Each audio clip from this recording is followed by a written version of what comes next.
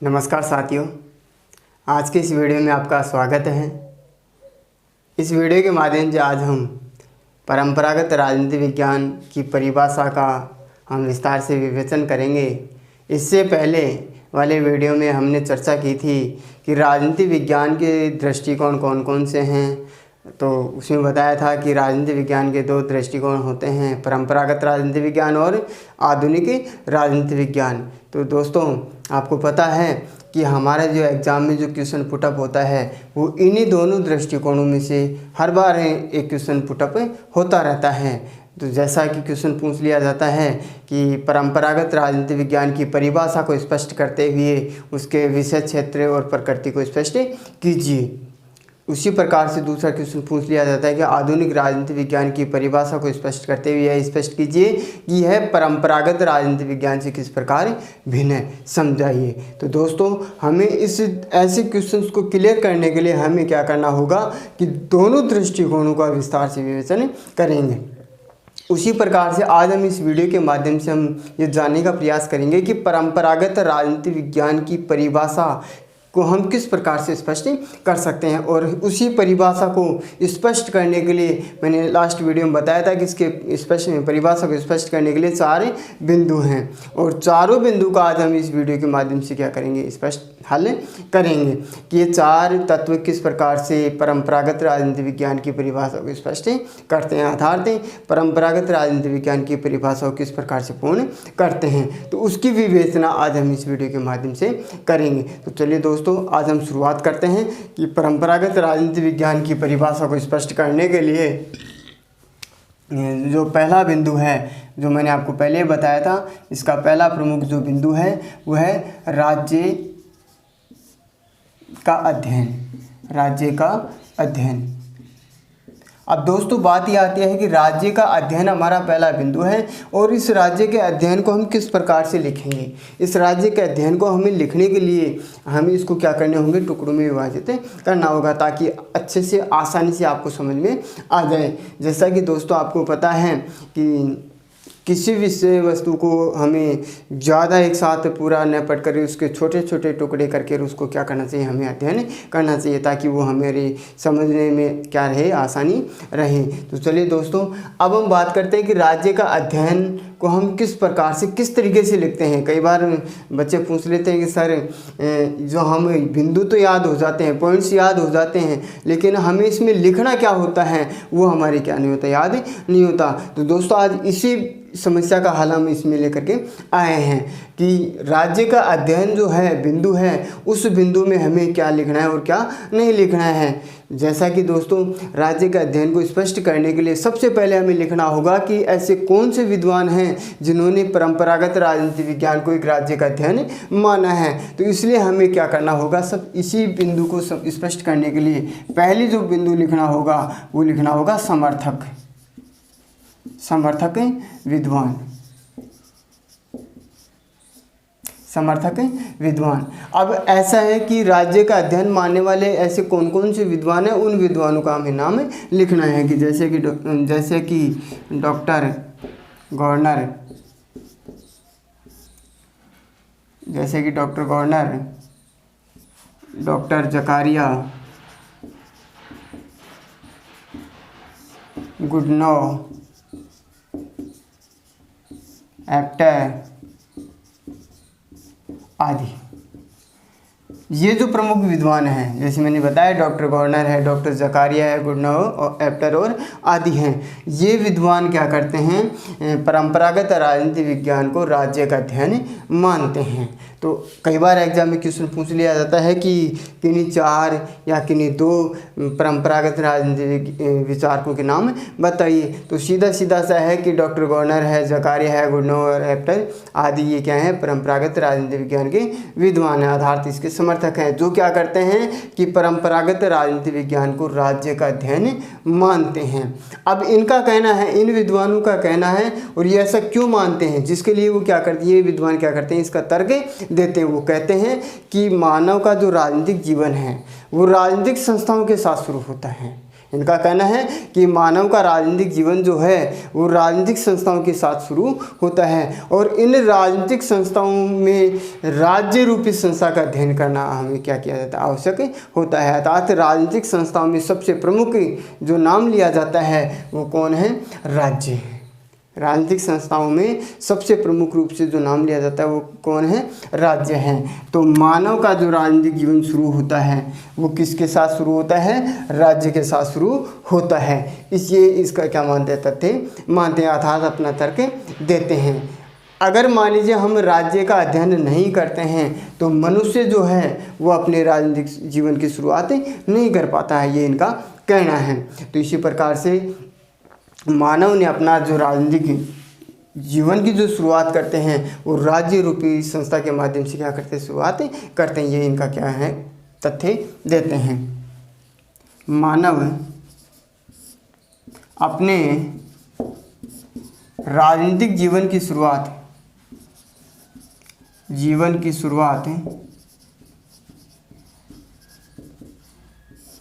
राजनीतिक संस्थाओं से करते हैं।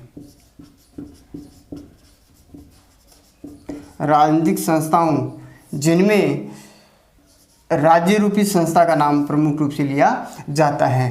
राजनीतिक संस्थाओं में जिनमें सबसे प्रमुख रूप किसका लिया जाता है, राज्य रूपी संस्था का नाम लिया जाता है। तो ये शुरुआत किससे करते हैं, राजनीतिक संस्थाओं राज्य रूपी संस्था से करते हैं। तो इसी कारण से इन्होंने क्या माना है, परंपरागत राजनीति विज्ञान को राज्य का अध्ययन माना है। तो ये हो गया इसका पहला बिंदु, अर्थात समर्थक विद्वान हो गए और हम इसमें पहला बिंदु इसमें ये हो गया, जो ये विद्वान अपने इसको क्या देते हैं, तथ्य अर्थात तर्क देते हैं। अब हम बात करते हैं इसके शाब्दिक अर्थ को लेकर के। ये विद्वान, इन विद्वानों का कहना है कि जो राजनीति शब्द है, राजनीति शब्द अंग्रेजी के पॉलिटिक्स, अंग्रेजी के पॉलिटिक्स शब्द, पॉलिटिक्स शब्द का पर्यायवाची है। पॉलिटिक्स शब्द का पर्याय है।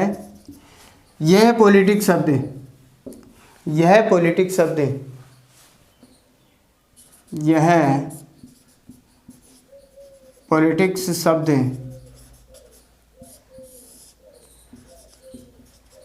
यूनानी भाषा के पोलिस शब्द से बना है। यूनानी भाषा के पोलिस शब्द से बना है, पोलिस शब्द से बना है। जो ये पोलिस शब्द, जो यह पोलिस शब्द उसी भाषा में, अर्थात उसी भाषा का मतलब हो गया यूनानी भाषा में, उसी भाषा में, उसी भाषा में इसका अर्थ नगर अथवा राज्य है। इसका अर्थ नगर अथवा राज्य है। तो इस प्रकार से ये भी स्पष्ट हो गया कि राजनीति शब्द जो अंग्रेजी के पॉलिटिक्स शब्द का पर्याय है और ये पॉलिटिक्स शब्द जो है वो यूनानी भाषा के पोलिस शब्द से बना है। और इस पोलिस शब्द जो है, उस पोलिस शब्द का जो अर्थ है यूनानी भाषा में, उसका अर्थ क्या होता है, नगर अथवा राज्य होता है। तो ये दूसरा इसका क्या दे दिया, तर्क दे दिया है। अभी इनका कहना है, इन विद्वानों का कहना है कि प्राचीन यूनान जो था वो छोटे छोटे नगर राज्यों में विभक्त था।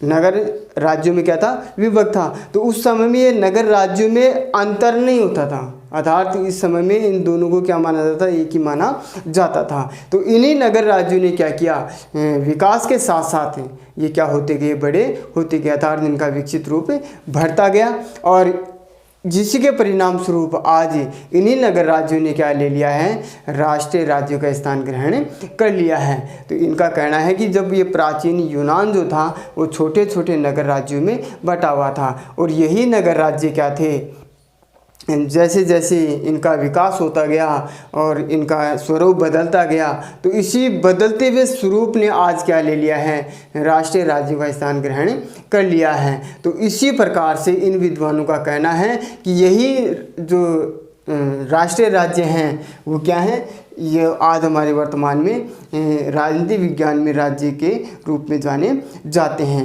अर्थात इनका कहना है कि इस राज्य के विस्तृत और विकसित रूप को ही क्या कहा जाने लग गया, राजनीति विज्ञान कहा जाने लग गया। तो दोस्तों ये बात आपको अच्छे से समझ में आ गई होगी कि हमारे जो ये राज्य का अध्ययन है, उस राज्य का अध्ययन के जो समर्थक विद्वान हैं, इनका जो कहना है कि परंपरागत राजनीति विज्ञान की परिभाषा को स्पष्ट करने के लिए राज्य का अध्ययन क्यों माना है और किस प्रकार से माना है, जिसका विस्तार से विवेचन इस प्रकार से किया जा सकता है। ऐसा मैं समझ सकता हूँ कि ये बात आपको अच्छे से समझ में आ गई होगी, जिसमें हमें ज़्यादा कुछ नहीं बताना होता है। सीधा सा है कि समर्थक विद्वान कौन कौन से हैं और इन विद्वानों ने क्या तथ्य दिया, और इसके बाद में जो सबसे मोस्ट इम्पोर्टेंट जो क्वेश्चन बनता है वो ये बनता है कि राजनीति शब्द का अर्थ क्या होता है, राजनीति शब्द का अर्थ क्या होता है।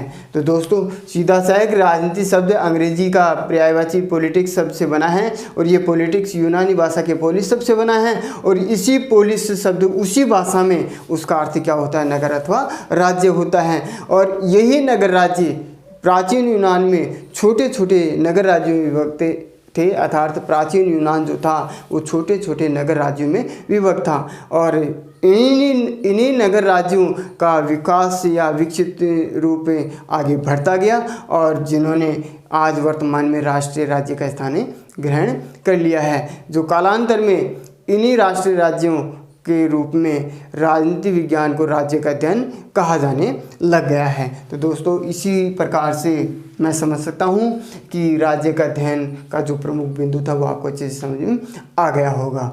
तो आप इसका स्क्रीनशॉट भी ले लीजिएगा।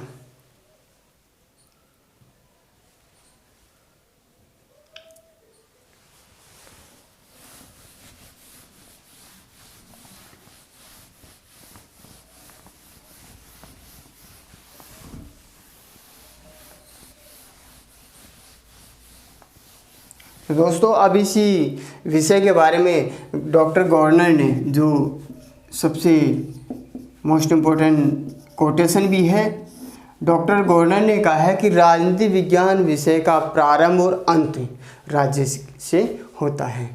राजनीति विज्ञान विषय का अध्ययन का प्रारंभ और अंत किससे होता है, राज्य से होता है। जो कंपटीशन एग्जाम में क्वेश्चन भी पूछा जाता है, जैसे है राजनीति विज्ञान विषय के अध्ययन का प्रारंभ, विषय के अध्ययन का प्रारंभ और अंत, प्रारंभ और अंत राज्य से होता है, राज्य से होता है। जो डॉक्टर गवर्नर की सबसे प्रमुख कोटेशन है, तो इसी के माध्यम से ये हम इसको क्या कर सकते हैं, स्पष्ट कर सकते हैं। तो ये भी आपको ध्यान में रखना है। तो आज हमारे इसके राज्य के अध्ययन का टॉपिक क्या हो गया, इसमें कंप्लीट हो गया। अब हम बात करते हैं इसका जो दूसरा बिंदु है, वो दूसरा बिंदु है कि सरकार का अध्ययन, सरकार का अध्ययन, सरकार का अध्ययन। अब दोस्तों उसी प्रकार से हमें क्या करना होगा, इस सरकार का अध्ययन को स्पष्ट करना होगा। कुछ विद्वान हैं जिनका कहना है कि परंपरागत राजनीति विज्ञान की परिभाषा को राज्य के अध्ययन के रूप में क्या नहीं की जा सकती, स्पष्ट नहीं की जा सकती, जिनमें इनके राज्य के सरकार के अध्ययन के मानने वाले जो प्रमुख समर्थक हैं, जिसमें उसमें हम लिखेंगे समर्थक विद्वान। समर्थक कौन कौन से हैं, तो दोस्तों सीले व लिकोक, सीले व लिकोक, सीले व लिकोक इसकी क्या है, प्रमुख समर्थक हैं। सीले व लिकोक का कहना है, सी लेवल लिकोक का कहना है कि उक्त विद्वानों के द्वारा जो परिभाषा दी गई है, उक्त विद्वान के द्वारा जो परिभाषा दी गई है वो पूर्ण नहीं है। उनका कहना है कि राज्य तो एक अमूर्त संस्था है, राज्य तो एक क्या है, अमूर्त संस्था है, और इस अमूर्त संस्था को मूर्त रूप प्रदान करने का कार्य किसके द्वारा किया जाता है, सरकार के द्वारा किया जाता है। तो वो क्या कहते हैं, उस परिभाषा को नकार देते हैं और कहते हैं कि राज्य तो क्या है कि अमूर्त संस्था है, और अमूर्त संस्था को मूर्त रूप जो प्रदान किया जाता है वो किसके द्वारा किया जाता है, सरकार के द्वारा किया जाता है। इनका कहना यह है। तो इस प्रकार से वो क्या करते हैं कि राज्य के अध्ययन को क्या कर देते हैं, स्वीकार कर देते हैं। अर्थात परंपरागत राजनीति विज्ञान की परिभाषा के रूप में राज्य के अध्ययन की जो बात कही गई है उस बात को नकार देते हैं। वो कहते हैं कि राज्य तो एक अमूर्त संस्था होती है, राज्य तो क्या होती है, अमूर्त संस्था होती है, जबकि इनका कहना है कि सरकार जो है वो अमूर्त रूपी संस्था को क्या करती है, मूर्त रूप में प्रदान करती है। तो इस प्रकार से इनका कहना है कि परंपरागत राजनीति विज्ञान ये क्या है, सरकार का अध्ययन है। वो कहते हैं, इसके प्रमुख समर्थक जो हैं लिकोक हैं, वो कहते हैं कि राजनीति विज्ञान सरकार से संबंधित विधा है। इसकी परिभाषा है, लिकोक का कहना है कि राजनीति विज्ञान, लिकोक का कहना है कि राजनीति विज्ञान सरकार से संबंधित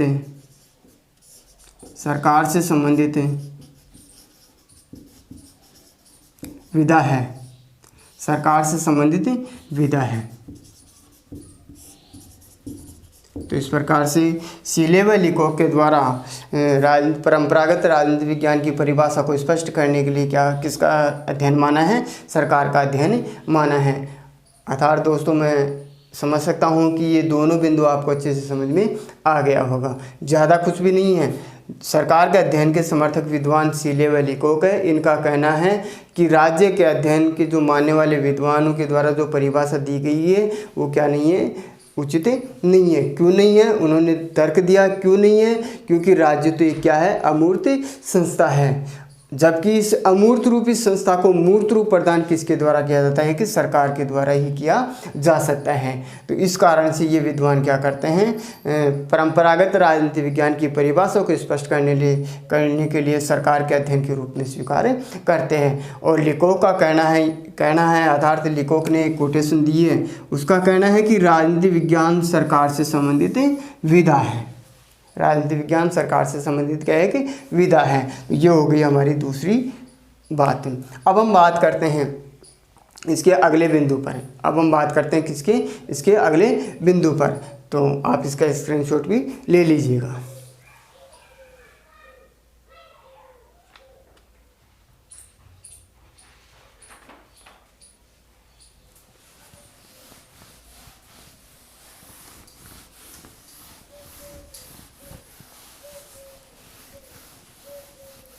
इसका जो अगला बिंदु है वो है राज्य व सरकार का अध्ययन, राज्य व सरकार का अध्ययन।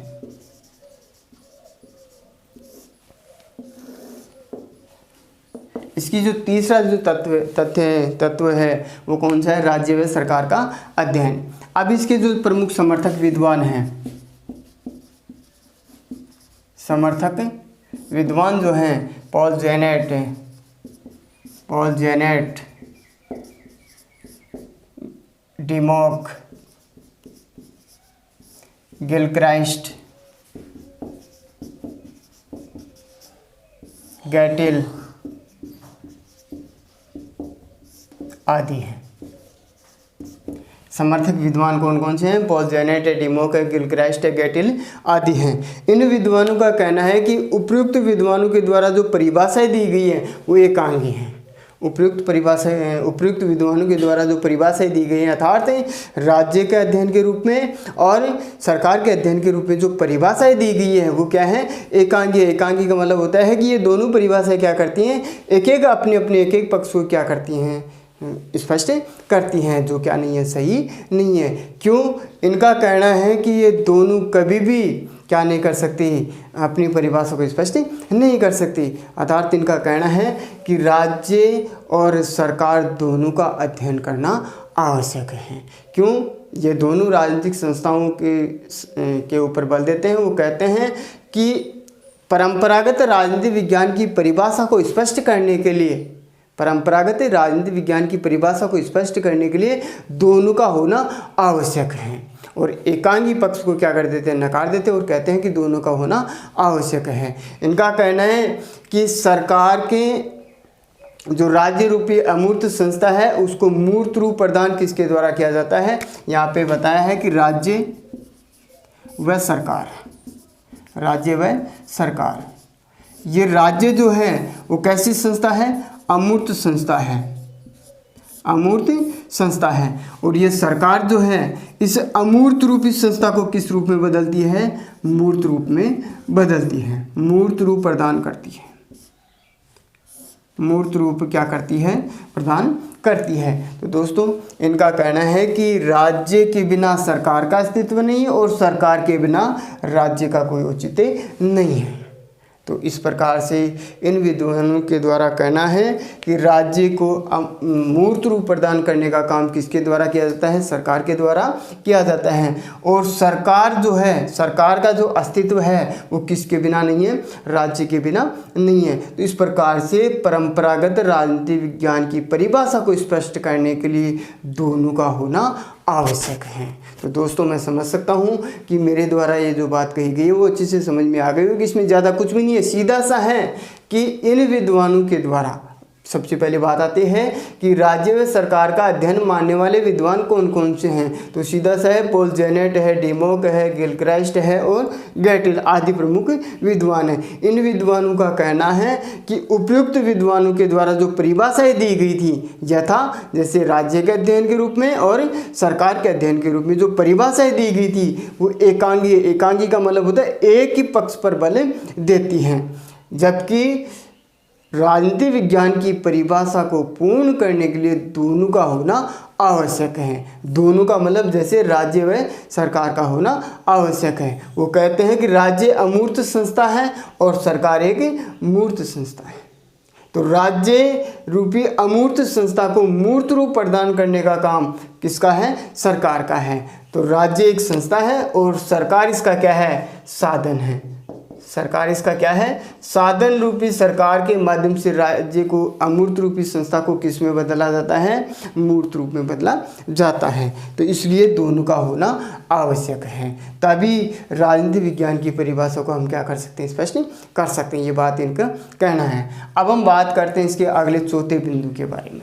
चौथा जो बिंदु था वो था मानवीय तत्व के रूप में, मानवीय तत्व। अब मानवीय तत्व के रूप में जो मानने वाले जो समर्थक विद्वान हैं, समर्थक विद्वान हैं हरमन हेलर। हरमन हेलर ने अपनी प्रसिद्ध पुस्तक एनसाइक्लोपीडिया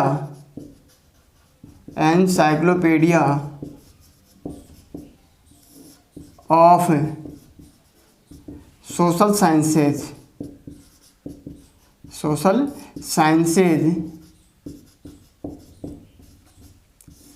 नामक पुस्तक में, एनसाइक्लोपीडिया ऑफ सोशल साइंसेज नामक पुस्तक में परंपरागत राजनीति विज्ञान की परिभाषा को पूर्ण करने के लिए क्या किस पर बल दिया था, मानवीय तत्व के अध्ययन पर बल दिया था। इन्होंने सीधा सीधा कहा कि उपयुक्त विद्वानों के द्वारा, यथार्थ जो तीनों विद्वान जो थे, तीनों प्रकार के जो अध्ययन मानने वाले विद्वान थे, इनके द्वारा जो परिभाषाएं दी गई थी, इनमें सबसे बड़ी कमी क्या रही थी कि इन्होंने मानवीय तत्व की अवहेलना की, अर्थात मानवीय पक्ष के क्या किए, इन्होंने अवहेलना की है। जबकि किसी भी राजनीति विज्ञान विषय की परिभाषा को स्पष्ट करने के लिए मानवीय तत्व का होना आवश्यक है। क्यों? क्योंकि राजनीति विज्ञान का जो प्रमुख रूप से जो विषय होता है वो मानवीय पक्ष ही होता है, और इसी मानवीय पक्ष की जब अवहेलना की जाती है तो उसको हम क्या नहीं कर सकते, उसकी परिभाषा को पूर्ण नहीं किया जा सकता। तो इसी बात को ध्यान में रखते हुए हरमन हेलर ने अपनी प्रसिद्ध पुस्तक जो एनसाइक्लोपीडिया ऑफ सोशल साइंसेज नामक जो कृति है, उस कृति में मानवीय पक्ष पर बल देते हुए क्या करते हैं, राजनीति विज्ञान की परिभाषा को स्पष्ट करते हैं। तो इस प्रकार से दोस्तों मैं समझ सकता हूँ कि ये मेरे द्वारा जो जानकारी आपको अवगत करवाई गई है वो आपको अच्छे से समझ में आ गई होगी। तो अब इसका सारांश जो आता है, अर्थात इसका जो सारांश आता है, अर्थात इसकी जो परिभाषाएं आती हैं, उस परिभाषा को हम किस प्रकार से स्पष्ट कर सकते हैं। अर्थात उपयुक्त विवेचन से स्पष्ट है कि परंपरागत राजनीति विज्ञान की परिभाषा को पूर्ण करने के लिए या परंपरागत राजनीति विज्ञान की परिभाषा स्पष्ट करने के लिए इसके अंतर्गत राज्य व सरकार के अध्ययन के साथ साथ मानवीय तत्व का अध्ययन भी किया जाता है। उसी को हम क्या कहते हैं, परंपरागत राजनीति विज्ञान की परिभाषा को स्पष्ट कर सकते हैं। तो दोस्तों ये जो मेरे द्वारा जो जानकारी दी गई है वो अच्छे से समझ में आ गई होगी, ऐसा मैं समझ सकता हूँ। तो अब हम बात करेंगे इसके जो नेक्स्ट वीडियो है जो है, उस वीडियो में परंपरागत राजनीति विज्ञान के क्षेत्र का मतलब होता है विषय वस्तु, अर्थात परंपरागत राजनीति विज्ञान की विषय वस्तु में किन किन का अध्ययन किया जाता है, तो उसकी हम चर्चा करेंगे। तो मिलेंगे हम नेक्स्ट वीडियो में। धन्यवाद।